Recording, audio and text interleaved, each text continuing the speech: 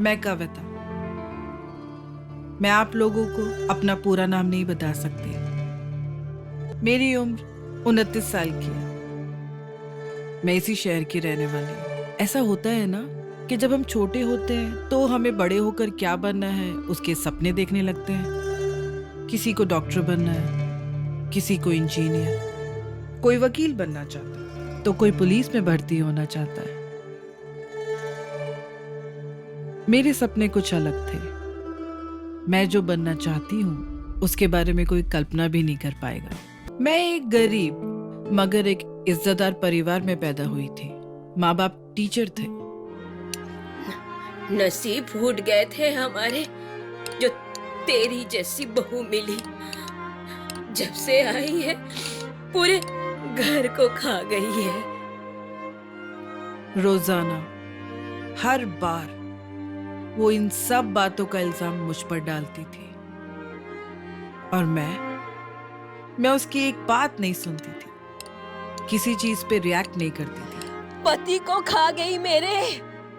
हाँ, और एक बेटा है, 6 महीने में एक बार घर पर आता है। हे भगवान, ना जाने क्या पाप किए थे मैंने। इस बुढ़ी को लगता है इसने मेरी शादी किसी ऋतिक रोशन से करवाई है। बेचारी सच्चाई नहीं जानती ना ये अपने बेटे की, यानी कि मेरे पति की। कविता प्लीज, मुझे ये सब बिल्कुल पसंद नहीं है। प्लीज मुझ पर रहम करो। मेरे किसी काम का नहीं है, मगर फिर भी उससे मैं अपना काम निकलवा ही लेती हूँ। अरे ओ महारानी, मेरा खाना खत्म हो गया, प्लेट वगैरह उठा ले, दवाई का वक्त हो गया है। सुन रही है? प्लेट ले जा। अरे ओ महारानी, अरे ओ महारानी। जादू नहीं किया था मैंने उस पर कोई भी, सिर्फ डराकर अपने कदमों में रखा हुआ था, एक खिलौने की तरह। हे भगवान, उठा ले, उठा ले मुझे, उठा ले।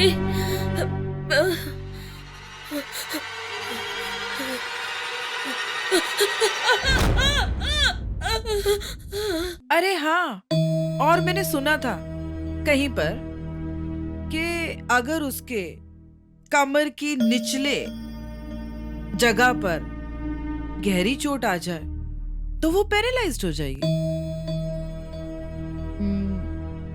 अच्छा ही है ना, जो सुना है उसे सच में किया जाए। मेरा आइडिया काम आ गया। अब वो अपने कमरे में हिलती डुलती पैरालाइज्ड पड़ी है। अरे हाँ, मैं आपको बहुत ही ज्यादा जरूरी बात तो बताना ही भूल गई। ये जो किरदार आप इस वक्त देख रहे हैं, मेरी सास, मेरा पति मिठा और ये मेरी जेठानी, ये तीनों ही किरदार आप सबको मेरी कहानी में अलग अलग रूप में दिखाई देंगे। मगर पहले आते हैं बुढ़ी पर, और इस तरह से बुढ़ी पैरालाइज्ड हो गई और सांस लेने के लिए उसे ऑक्सीजन पाइप भी लग गया। वो मेरी परमिशन के बगैर सांस भी नहीं ले सकती।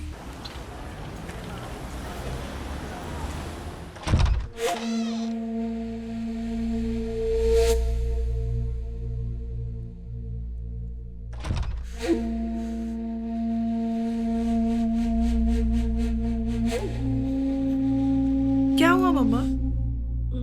मुझे देखते ही आपकी पूरी बॉडी वाइब्रेट क्यों होने लगती है? घबराइए नहीं, कुछ होने नहीं दूंगी मैं आपको। खिलौना है आप मेरा।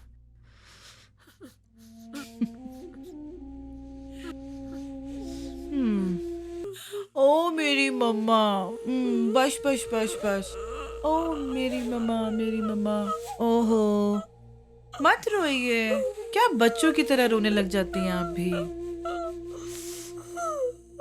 मम्मा, आप जानती है ना जो बंदा मैंने रखा है आपकी नर्सिंग के लिए, जो आपकी साफ सफाई करता है।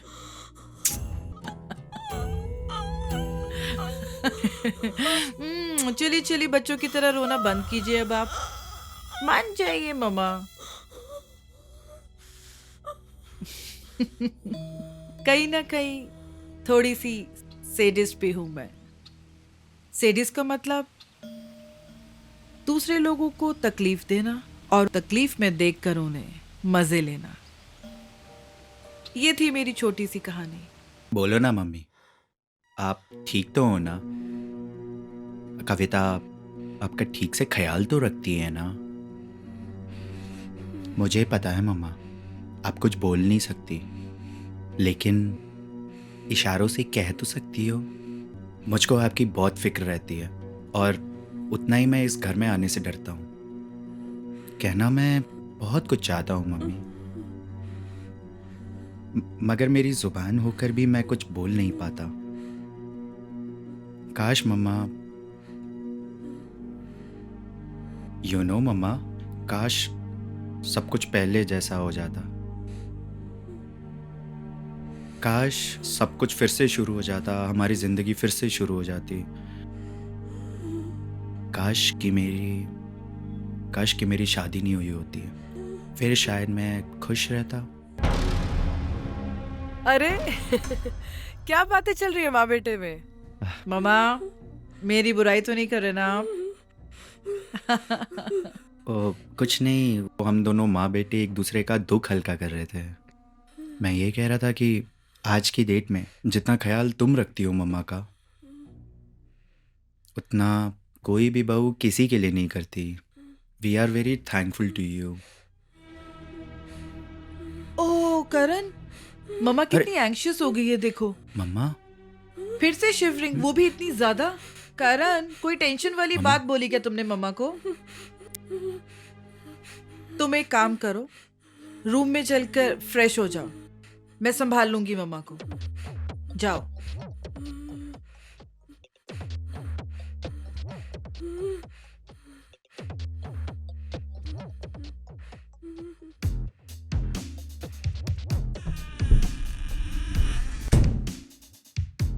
ओल्ड साइकिल, बेडरूम में जाओ और जाकर तैयार हो जाओ।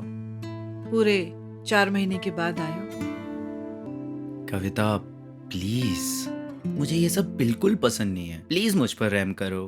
भिखारियों का घर है ये। जब शादी हुई थी तब बिजनेसमैन थे, पैसों में खेलने वाले लोग थे। शादी के बाद बिजनेस ही ठप हो गया। बाप कर्ज लेकर ही मर गया। एक सास दे दी है जो बीमारी से मरे जा रही है। कुछ भी है ही नहीं इस घर के अंदर। देखो, भूतों का घर है ये। खाली खाली घर पूरा। और ये जो 2 फ्रिज है चलते ही नहीं है। डब्बा है डब्बा ये। क्यों? किस लिए? क्योंकि कर्ज में सब कुछ ही बिक गया। कोई भी लग्जरी आइटम्स है ही नहीं इस घर के अंदर। तुमको क्या लगता है तुम्हारी सैलरी से ये घर चलता है? तुम्हारी सैलरी जितनी भी आती है वो सारी कर्ज को चुकाने में चली जाती है। ये घर, राशन, तुम्हारी माँ, उसकी साफ सफाई, उसकी दवाइयाँ कहाँ से आता है? पता है तुम्हें? नहीं ना? बताऊं तुम्हें कहाँ से लाती हूँ ये सब पैसे में? यार जाओ बेडरूम में और जाकर तैयार हो जाओ। मेरा मूड मत खराब करो। कविता, मुझको माफ।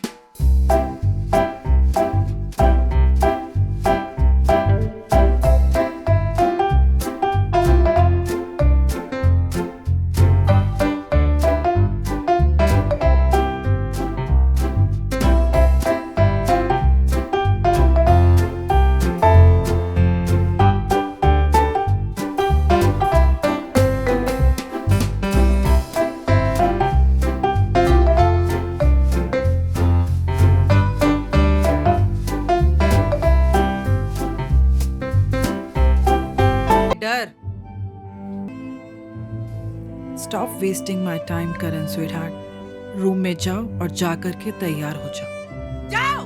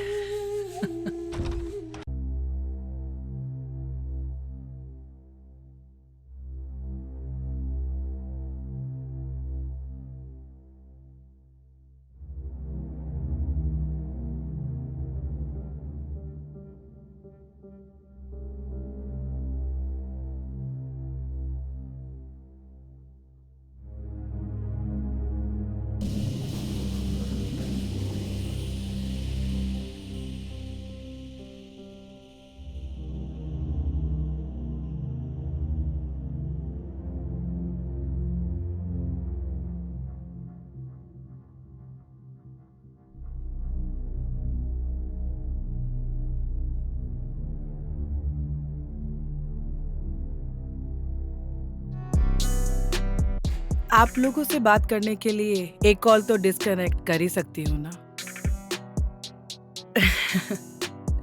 जैसे कि आप लोग जानते हैं कि इन्हीं कॉल से मेरी फोन धंधा चलता है, मगर आप लोगों के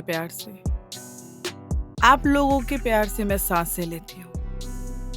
तो मेरे धंधे से कहीं ज्यादा बढ़कर हुए ना आप लोग। पिछली बार आप लोगों ने जितना भी प्यार दिया, मैं भुला ना सकी उसे। देखिए, इसीलिए इस बार आप लोगों के सामने फिर से हाजिर हो गई हूं मैं।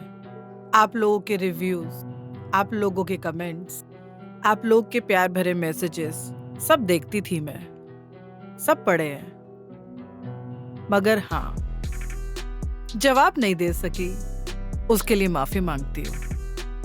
पर यकीन जानिए, ये आप लोगों का प्यार ही है जो मुझे दोबारा आप लोग के सामने लेकर आया, आपकी खुद की कविता भाभी को। इस प्यार के लिए दिलो जान से शुक्रिया।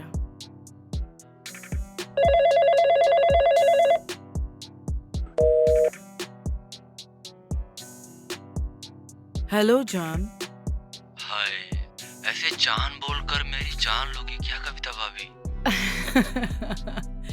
मैं जान बोलकर जान नहीं लेती।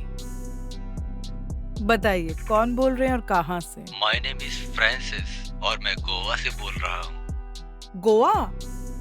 वाओ, इस हिंदुस्तान का इबिजा, शबाब और शराब सब चलता है। कहाँ कविता भाभी, सिर्फ रोहित शेट्टी की फिल्मों में ही फेमस है गोवा, बाकी एक और साथ साथ अनसेफ मतलब सुरक्षित नहीं? अरे कल ही मेरे घर पे डाका पड़ा, पूरे 45 लाख के जेवरात और 30 लाख कैश लूट के ले गए चोर। पूरे 75 लाख रुपए? जी कविता भाभी, और अभी तो घर पे सामान की कीमत तो लगाई ही नहीं है मैंने। तो मेरे फ्रांसिस, गोवा अनसेफ कहाँ हुआ? अलर्ट तो आप नहीं थे। चोर तो कुछ वक्त पहले मेरे घर आया था चोरी करने। बहुत ही सा हैंडसम सा चोर था साला। फिर क्या, चोरी तो दूर की बात है। मैंने जो उस चोर के साथ किया, अगर आप वो सब सुन लेंगे तो मुझे फांसी चढ़ा देंगे आप। दरअसल फ्रांसिस, मेरी सास नैनीताल गई हुई थी। मेरी ननंद को बच्चा होने वाला था और मेरी ननंद के ससुराल वाले पंडित थे। बहुत ही बोरिंग किस्म के लोग थे, बहुत ही बोरिंग। तो मेरा वहां जाने का तो सवाल ही पैदा नहीं हो सकता। तो घर की देखभाल करने के लिए मैं यहीं रुक गई थी। और उसी वक्त ये चोर मेरे घर में चोरी करने के लिए दाखिल हुआ और मैंने इसे किडनैप कर लिया। कविता भाभी, आपने उस चोर को कितने दिनों तक वहां पे किडनैप करके रखा? पूरे 3 दिनों तक।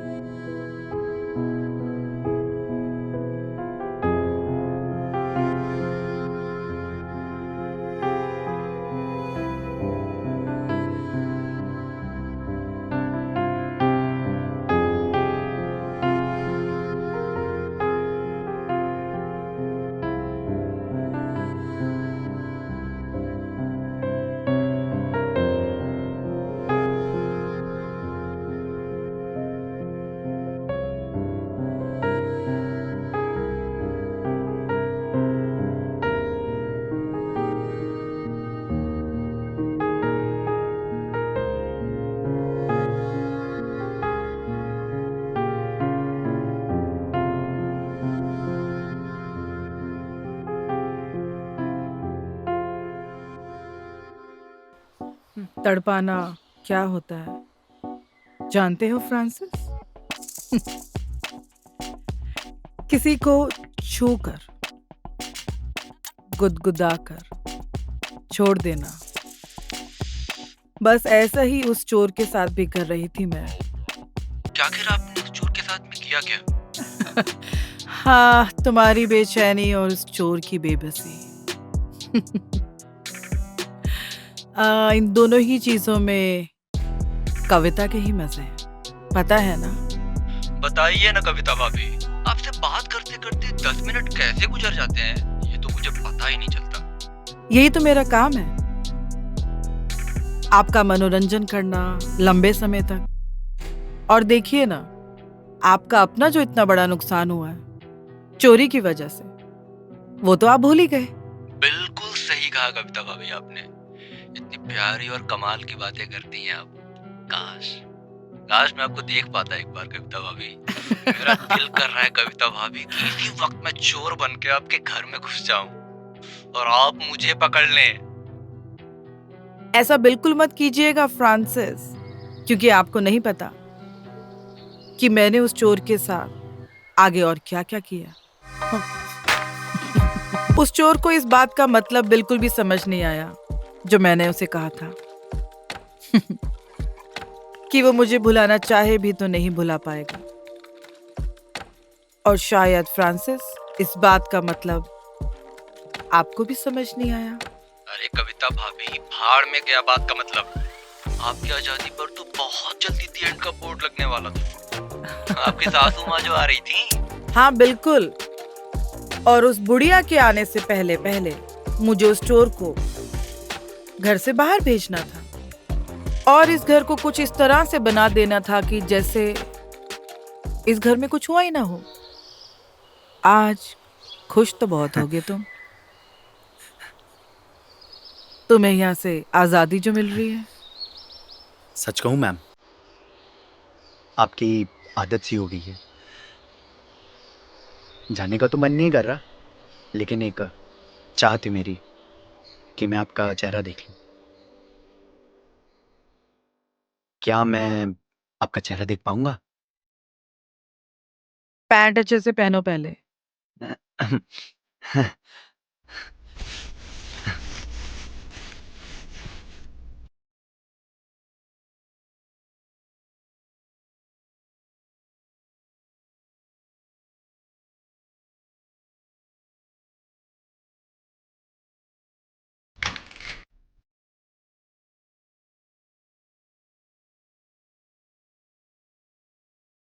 मैडम जी, अब तो मैं जा रहा हूँ। अब तो मुझे चेहरा देखने की इजाजत दीजिए।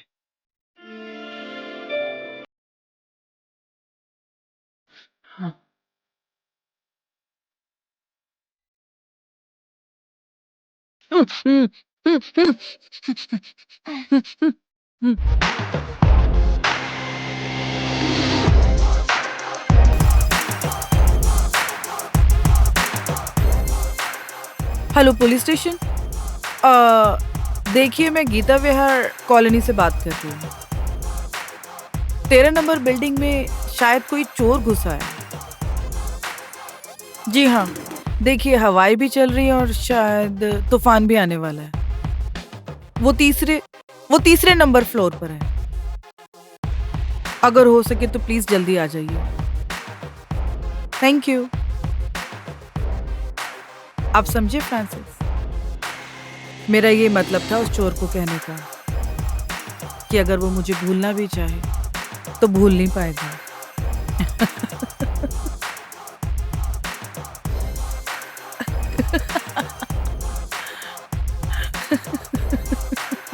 ओह माय गॉड, फिर क्या हुआ कविता भाभी? फिर क्या? मैंने उस चोर को क्लोरोफॉर्म का हैवी डोज सुंघाया था फ्रांसिस। पुलिस आने तक वो बेचारा वहीं बेहोश रहा। पुलिस आई, आकर उसे अरेस्ट भी कर ले गई। बेचारा चोर सोच रहा होगा उन 3 दिनों तक उसके साथ क्या हुआ, किसने किया, और उसको पुलिस से पकड़वा भी दिया। हाँ, बहुत ही ज्यादा खुशी हो रही है आप सबको दोबारा देखकर। आशा करती हूँ आप लोग सब कुशल मंगल होंगे, आपका घर परिवार भी बहुत सेहतमंद होगा। नहीं, मैं ये कोई लेटर नहीं पढ़ रही हूँ, दिल से कह रही हूँ। आप लोगों की दुआओं से, आप लोगों के प्यार से मेरा फोन बहुत ही अच्छा चल पड़ा है। ये देखिए, मैंने नया घर खरीदा है, मगर कुछ लोगों को का मतलब ही नहीं मालूम। मैंने ऐसा किसी रिव्यू में सुना था, तो उनके लिए 5 सेकंड की खामोशी।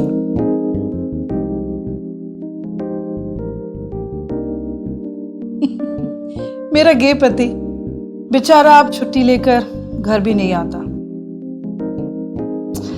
हाँ, वो किस लिए नहीं आता ये तो आप लोग सब जानते ही हैं, पर ट्रंक कॉल पे अपनी माँ से, हिलती हुई माँ से बात जरूर कर लेता है, और मुझसे फोन पर भी डर डर के बात करता है। बेचारा, मेरी सासू माँ की हालत कुछ ठीक नहीं है। वो आज भी ऑक्सीजन पे है, हिलती रहती है बेचारी। दरअसल मैं उन्हें ठीक रहने ही नहीं देती। जैसे ही उनके शरीर में थोड़ी सी भी इंप्रूवमेंट आने लगती है ना, मैं अपने इसी घुटने से उनकी रीढ़ की हड्डी पर फिर से मार देती हूँ। और वो वैसी की वैसी हो जाती है बेचारी। और ठीक है ना, अगर वो ठीक हो जाएंगी तो मेरे मैं कैसे करूंगी, और आप सब लोगों से बात कैसे करूंगी?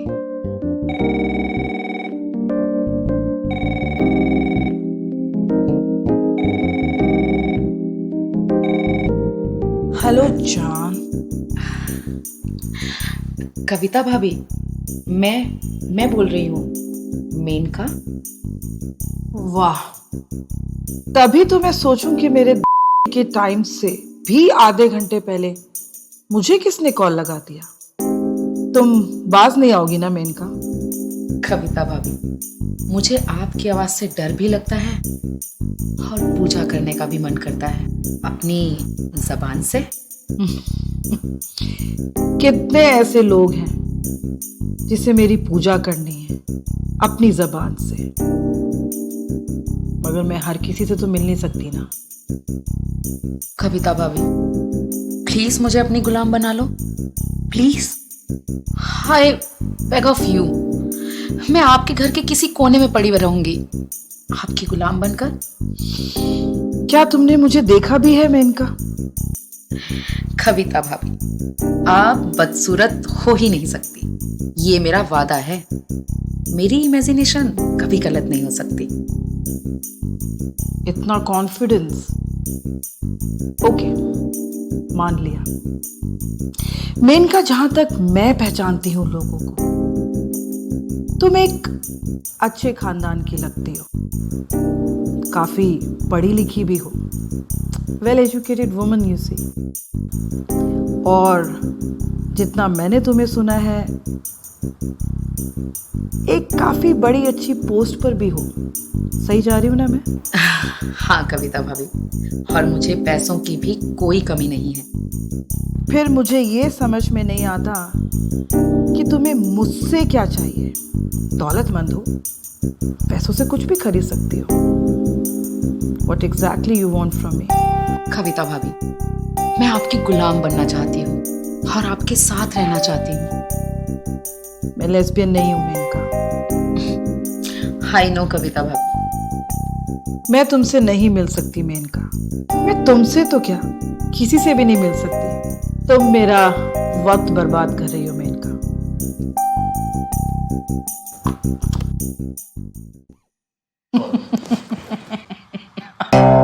कविता भाभी, गुलाम तो मैं तुम्हारी बन के रहूंगी एक दिन, चाहे फिर उसके लिए मुझे कुछ भी करना पड़े।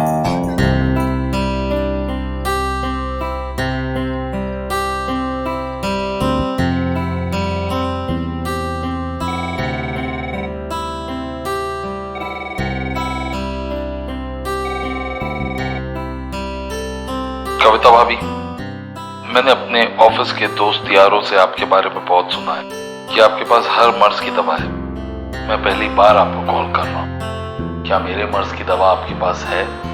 डॉक्टर, वैद या हकीम नहीं, हाँ, आपके मनोरंजन की गारंटी लेती हूँ। अब उस मनोरंजन में अगर आपको कुछ सीखने को मिल जाता है तो आपकी किस्मत। चलिए बताइए, कौन बोल रहे हैं और कहाँ से? कविता भाभी, मेरा नाम सचिन है और मैं पुणे महाराष्ट्र का रहने वाला हूँ। मेरी प्रॉब्लम जरा अलग किस्म की है कविता भाभी।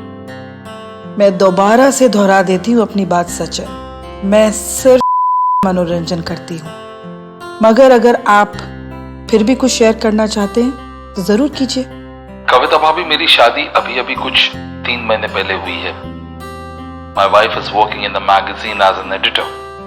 Wow, I am sure she must be one hot woman. जी कविता भाभी, शी इज हॉट। मगर एक दिक्कत है, मेरी सासू माँ जो 50 साल के आसपास की है, वो मेरी बीवी से भी ज्यादा हॉट है। अरे वाह, ये तो होना ही था। अगर पीस इतना हॉट है तो खान तो आग होगा ही। एक मिनट, कहीं आप ये तो कहना नहीं चाह रहे हैं कि आप अपनी बीवी से ज्यादा अपनी सासू माँ से अट्रैक्टेड है?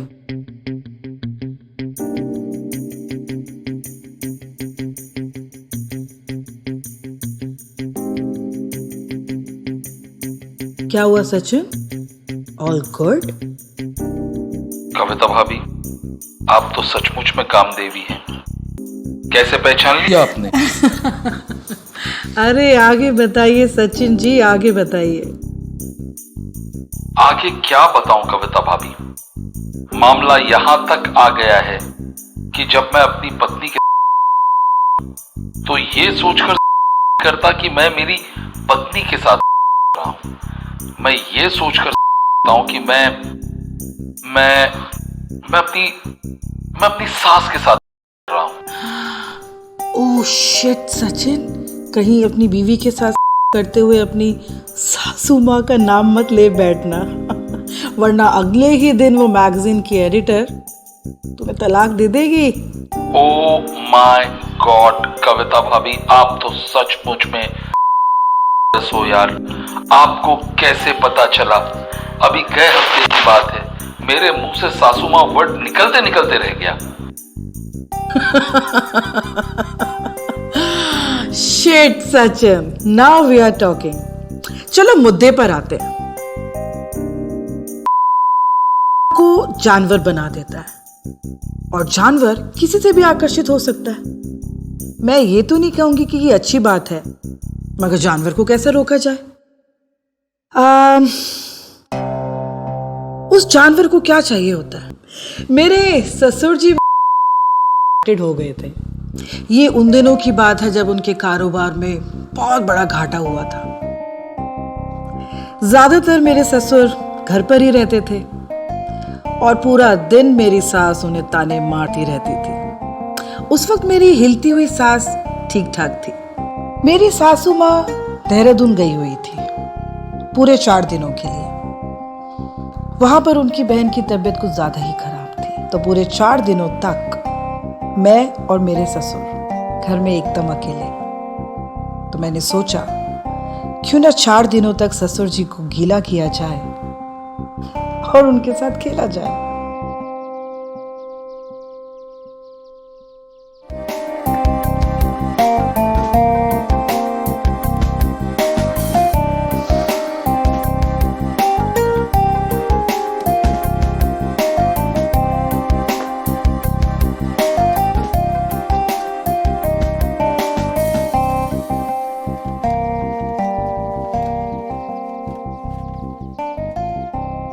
बहुत ज्यादा गर्म है। नहीं, पीने लायक तो है।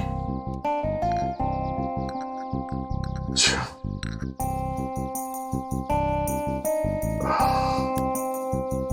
कविता वो मेरा वो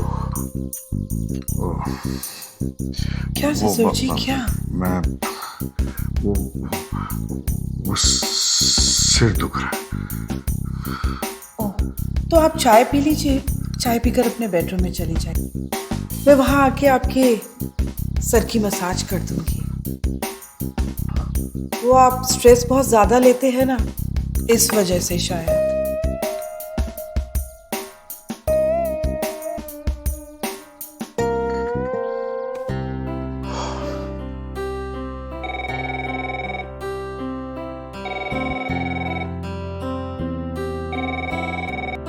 कविता भाभी, आप जो अपने ससुर के साथ कर रही थी, मेरा यकीन करो मेरे पसीने छूट रहे हैं। आप बस बताती जाइए। मेरे ऑफिस में मेरे फ्रेंड्स कहते हैं कि कविता भाभी से अगर बात करना हो तो एक 10 मिनट का कॉल काफी नहीं होता। मैंने पूरे 3 कॉल्स बुक किए हैं आपके लिए। 3 कॉल्स मतलब पूरे 30 मिनट। मेरा यकीन करो सचिन, अगर तुमने पूरे दिन के भी कॉल्स बुक किए होते ना तो भी काफी नहीं होगा मेरी जान। मेरी बातें सुन सुनकर तुम्हारा वहां का घी खत्म हो जाएगा, मगर मेरी कहानियां खत्म नहीं होंगी। ये भूलना मत।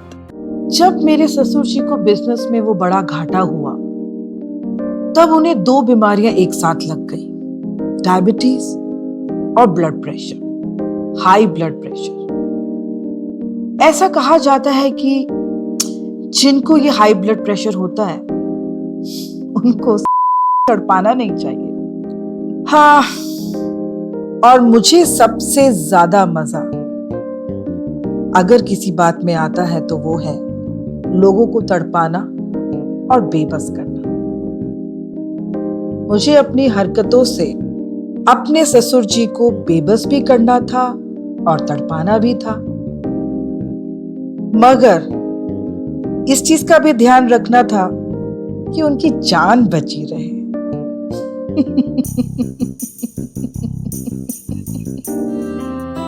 कविता भाभी, समझ में नहीं आता कि आपको गाली दूं या आपके चरणों को छूं।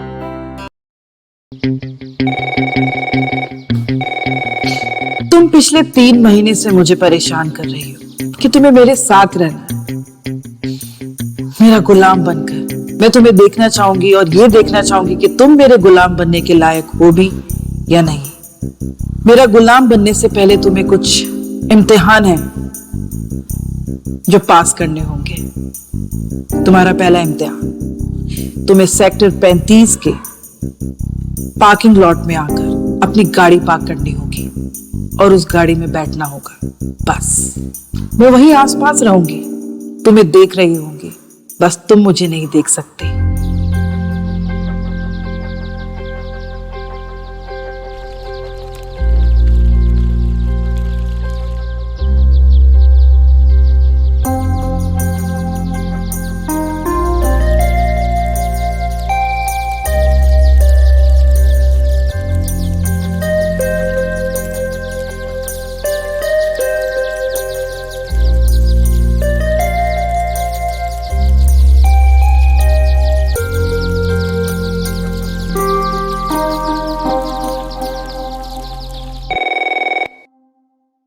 हेलो जान।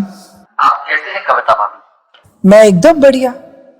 बताइए कौन बोल रहे हैं और कहाँ से? हमारा नाम दीपक चार भुजिया है कविता भाभी। हम रायपुर के रहने वाले हैं। वाह, पूरे 2 बार आ चुके हैं हम आपके शहर में। मेरी सासू माँ का घर है वहाँ। हाय, अगर पता होता तो आपको हम हमारे घर पर ही ठहराते और खूब सारी सेवा करते। अरे उस वक्त कहाँ पता था दीपक जी कि हमारे नसीब में आपका कॉल लिखा है, वरना आपके घर भी आते और आपसे सेवा भी करवाते। हमारे दोस्त यारों से आपकी काफी तारीफ और चर्चे सुन रखे हैं हम, इसलिए आज सोचा फोन कर लिया जाए। कहते हैं आप भी हैं, आपके पास सब समस्याओं का समाधान है, इसलिए आज ये देखने की उत्सुकता हुई कि क्या हमारी समस्या का समाधान भी आपके पास होगा। समस्या या समाधान जरूरी नहीं है, जिस समस्या से उसका समाधान निकले वो ज्यादा जरूरी है। वो कहावत है ना कि बगल में दूल्हा और शहर भर में ढिंढोरा। इसका मतलब ये कि दूल्हा मिल नहीं रहा होगा, वो उनकी समस्या होगी। अगर वो लोग दिल से ढूंढते तो उन्हें पता चलता कि दूल्हा तो उनमें से ही था। ये था उनका समाधान। अरे वाह कविता भाभी, आपका दिमाग तो मशीन से भी तेज चलता है। सही कहा आपने। मैं तन के साथ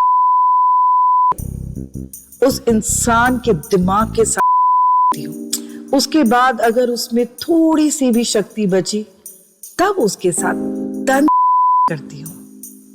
वैसे मेरा दिमाग से जो मैं हूँ हर कोई बर्दाश्त नहीं कर पाता। आपकी ये बातें सुन सुनकर मेरे दोनों पैरों के बीच में करंट सा लग रहा है कविता भाभी। चलिए बताइए क्या समस्या है आपकी? मेरी समस्या है जोर जबरदस्ती, चाहे तन से या दिमाग से। हे भगवान, क्या आप हैवान हैं? अरे नहीं कविता भाभी, मैं तो इंसान हूँ, मगर जोर जबरदस्ती मेरी समस्या है। मैं समझी नहीं दीपक जी, जरा विस्तार से समझाइए। ओह कविता भाभी, मैं शादीशुदा हूँ, अपनी लुगाई को बहुत प्यार करता हूँ, मगर जब उससे करना चाहता हूँ तब मेरे अंदर अचानक एक जानवर पैदा हो जाता है। मुझे उसके साथ जोर जबरदस्ती करने में मजा आता है। अगर मैं प्यार से उसकी कोशिश करूं तो मेरा नहीं होता। हाँ, मगर अगर मैं उसके जोर जबरदस्ती करने की सोचता हूं तब मुझे कुछ कुछ होता है। ओह, अब मैं समझी। आपने तो मुझे वो किस्सा याद दिला दिया दीपक जी, जब मैं शादी करके नई नई इस घर में आई थी। हाँ, बताओ बताओ बताओ, किस्सा बताओ। देखिए दीपक जी, वैसे तो कई मर्तबा मैं ये बातें लोगों को बता चुकी हूँ, आपको फिर से बता देती हूँ ताकि कंफ्यूजन ना हो। मैं शादी करके जब यहाँ आई थी इस घर में, मेरे ससुराल वाले और ये घर ठीक हालत में था।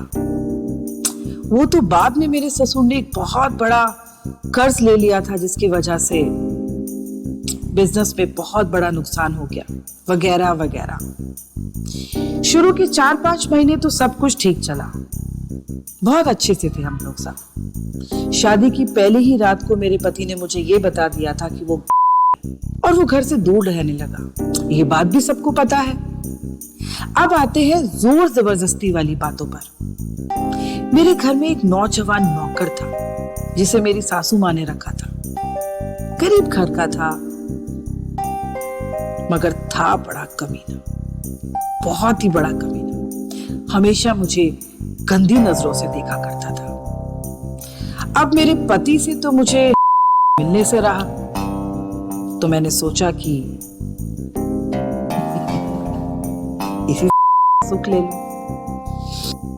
तो मैं भी उसको पसंद करती थी।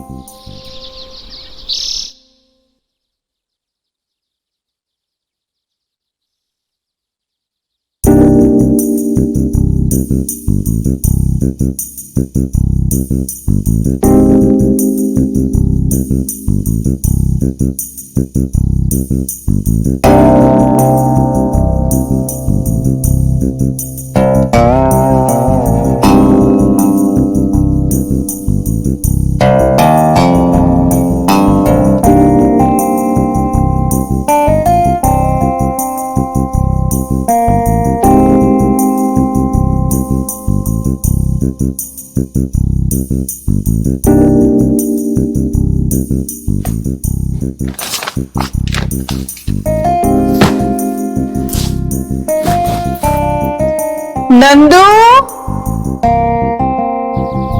जी भाभी जी।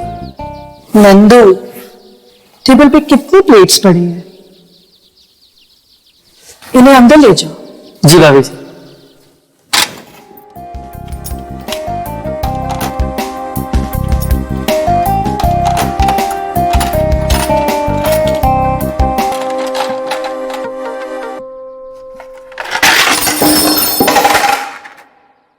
अरे नंदू, क्या तोड़ दिया? कुछ नहीं मम्मा, प्लेट्स गिर गई है, बाकी सब ठीक है। ध्यान कहाँ रहता है तेरा नंदू? ये प्लेट्स अंदर लेके जा और अपना काम कर, और ध्यान रख थोड़ा।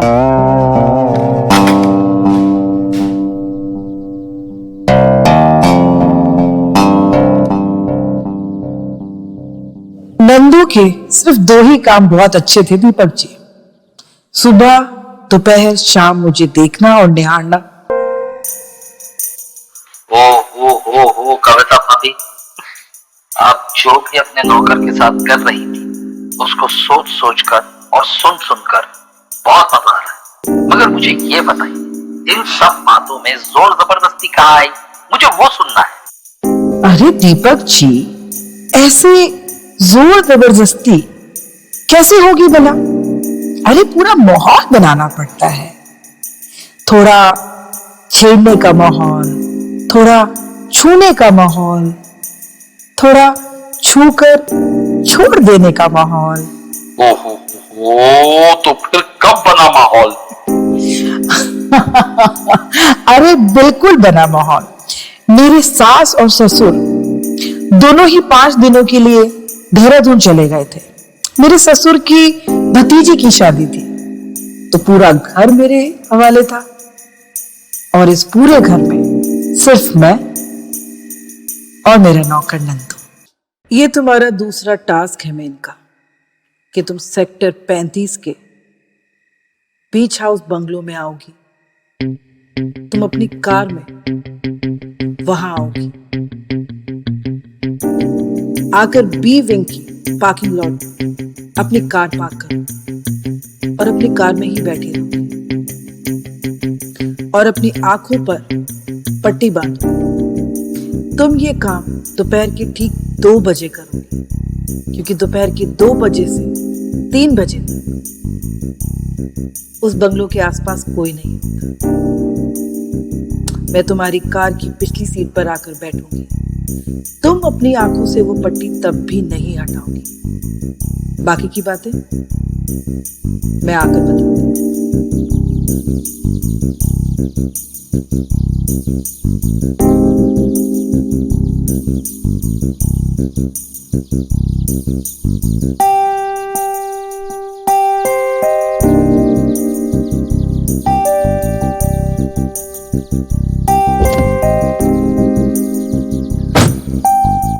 वाह, क्या खुशबू है कविता भाभी।